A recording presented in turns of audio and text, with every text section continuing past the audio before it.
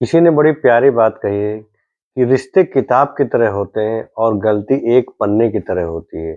अगर कभी कोई गलती हो जाए तो उस गलती वाले पन्ने को फाड़ दीजिएगा, पूरी किताब को मत फेंकिएगा। नमस्कार दोस्तों, मैं आपका दोस्त प्रदीप कुमार यूपी लखनऊ से। दोस्तों, एक कहानी बड़ी ज़बरदस्त आप लोगों के लिए लेके आया हूँ और कहानी इस तरह की है। एक कहानी है एक पति-पत्नी और उनके छोटे से बच्चे की।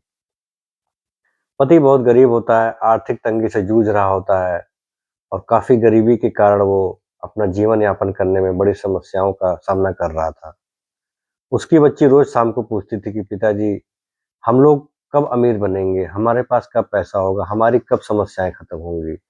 और वो पिता हर शाम को अपने बच्ची को घर से बाहर ले जाता था और घर के सामने दूर एक पहाड़ी जो थी, उस पहाड़ी की ओर इशारा करते हुए कहता था कि बेटी, इस पहाड़ी पे भगवान रहते हैं। तुम भगवान से प्रार्थना करो, वो तुम्हारी प्रार्थना को ज़रूर सुनेंगे और हमारी गरीबी दूर हो जाएगी। वो बच्ची अपनी बातों बातों पर अपने पिता की बातों पर विश्वास करके भगवान से रोज़ प्रार्थना करने लगी कि भगवान हमारी गरीबी को दूर कर दो, हमारे दिन भी अच्छे कर दो, हमारे जीवन में भी कुछ अच्छा कर दो, हमारे जीवन में भी कुछ परिवर्तन कर दो। उस बच्ची की दुआ कबूल होती है, चमत्कार होता है, उस इंसान की नौकरी लग जाती है सेना में और सेना में जब नौकरी लगती है तो सब कुछ ठीक-ठाक चलने लगता है, लेकिन तभी दूसरा देश जो होता है, पड़ोसी देश जो होता है, वो हमारे देश पे उस देश पे आक्रमण कर देता है। सेना से सभी सैनिकों को बुलावा आ जाता है कि जहाँ-जहाँ भी सैनिक हैं, वो सब तुरंत चले आएँ बॉर्डर पे, क्योंकि युद्ध छिड़ गया है और युद्ध बहुत भयानक होने वाला है। ये आदमी भी अपना सब कुछ बोरिया-बिस्तरा तैयार करता है और जब जाने वाला होता है, अपनी पत्नी को देखता है, बड़ा भावुक हो जाता है, अपनी बेटी को देखता है, उसकी आँखों में आँसू आ जाते हैं, क्योंकि वो सोचता है कि पता नहीं अब मैं इस युद्ध में जा रहा हूँ, इस युद्ध से वापस आ भी पाऊँगा या नहीं आ पाऊँगा। लेकिन जब पिता जा रहा होता है, तो बेटी चिट्ठी लेके आती है और कहती है कि पिताजी, आप जब युद्ध पे जा ही रहे हैं, तो आप उस पहाड़ी पे ही जा रहे हैं जहाँ पे युद्ध होने वाला है, तो उस पहाड़ी पे ये मेरी चिट्ठी भगवान को दे दीजिएगा और इस चिट्ठी को भगवान को दे दीजिएगा पिताजी। निवेदन करती है लड़की, पिताजी उस चिट्ठी को रख लेते हैं जेब में और चले जाते हैं। और जब उस पहाड़ी पे पहुँचने वाले होते हैं, पहाड़ी से पहले ही वहाँ पे एक पोस्ट ऑफिस होता है। उस पोस्ट ऑफिस में पिताजी अपनी बेटी की चिट्ठी पढ़े हुए ही चिट्ठी डालने वाले होते हैं, तो उस चिट्ठी पे ऊपर से लिख देते हैं कि बेटी मुझे माफ़ करना, इस पहाड़ी पे कोई भगवान नहीं रहते हैं। मैं तुम्हारा हौसला बढ़ाने के लिए ये सब बातें बताता था और ये सब लिख के चिट्ठी डाल देते हैं पोस्ट ऑफिस में। आगे चले जाते हैं, युद्ध होता है, युद्ध 3-4 महीनों तक चलता है। धीरे-धीरे सारे सैनिक मार दिए जाते हैं और ये फैला दिया जाता है, ये बातें फैल जाती हैं कि सारे सैनिक मारे गए हैं, अब वहाँ से कोई ज़िंदा नहीं आया है। उस लड़की की, उस पत्नी के घर में शोक मनाया जाता है और बहुत दुखी होते हैं। जो परिवार हँस-खेल रहा था, वो एकाएक वियोग में डूब जाता है।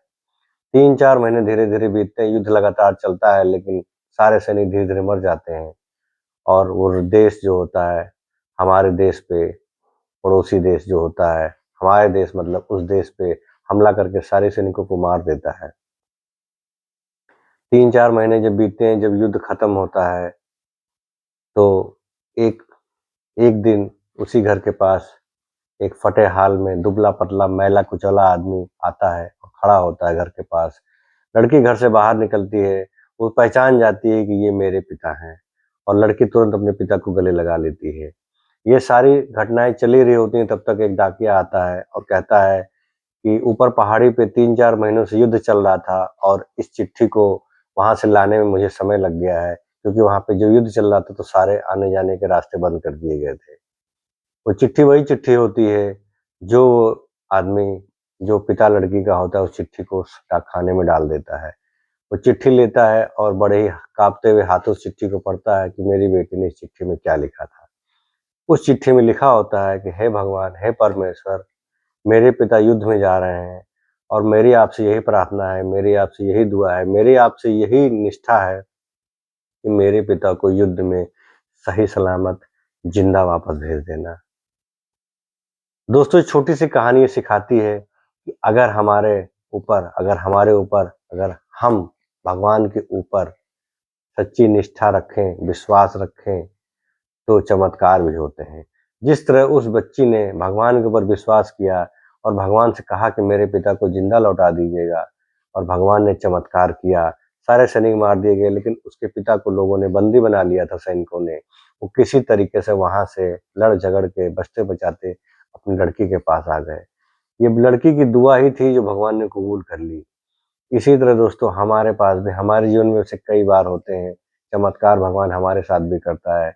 जब हम किसी समस्याओं में घिर जाते हैं, जब हम किसी गहनी और भयानक बीमारी से घिर जाते हैं और हमारे पास जब कोई रास्ता नहीं होता, लेकिन जब हम परमेश्वर को, जब हम ईश्वर को सच्ची निष्ठा से, सच्चे विश्वास से, सच्ची भावना से याद करते हैं, तो परमेश्वर भी चमत्कार करता है। इसलिए भगवान पे हमेशा विश्वास रखिए। जब आप भगवान पे विश्वास रखेंगे तो आपका विश्वास कभी नहीं तोड़ेगा, लेकिन उसके लिए सच्ची श्रद्धा होना चाहिए, सच्चा भाव होना चाहिए। जब सच्चा भाव होगा तभी वो ऊपर वाला हमारे प्रार्थना को सुनेगा। जय हिंद दोस्तों।